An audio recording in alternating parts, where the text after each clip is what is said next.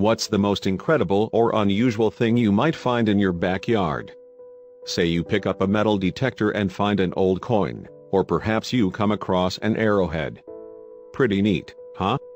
That's all well and good, but nothing even comes close to what two boys from California found in 1978. That's because, when these boys started digging, they never expected they would uncover an entire car.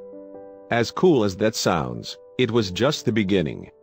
Wait until you find out what kind of car it was, and how it got there in the first place.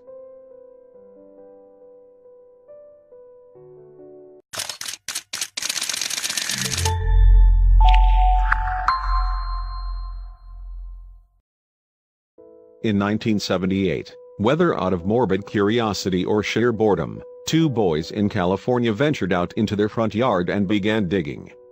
The Los Angeles neighborhood where they began their excavation, seen here recently via Google Earth, wasn't anything particularly special. Regardless, shortly after they started, the boys struck gold. Their family contacted the authorities, and a professional excavation began. It turned out that they had unearthed an extremely valuable sports car. The car had been poorly mummified with towels and cloths. It was quite obvious that someone wanted to come back for it eventually. But who could this person have been?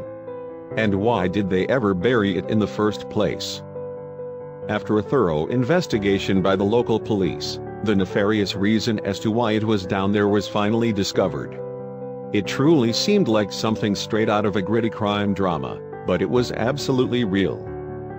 The previous owners of this car, which was a 1974 Ferrari Dino 246 GTS, had hired criminals to drive the vehicle into the ocean so that they could claim the insurance money. Unfortunately for them, though, those thieves weren't trustworthy and instead hid the car in the ground, hoping to come back for it later themselves. With the mystery finally solved and the luxury vehicle making headlines all over the nation, it was ready to be auctioned off to the highest bidder. A mechanic with his own shop bought it and restored it on his own to its former glory. The gorgeous car really seemed like it was just new again. It's easy to believe that it looked just this nice on the day that it was first sold. The only difference, of course, is that this Ferrari had a story unlike any other. In addition to entering the Ferrari in a number of different car shows around the nation, the new owner of the luxury vehicle put a vanity plate on it that read "Dug Up." That's certainly an understatement if there ever was one.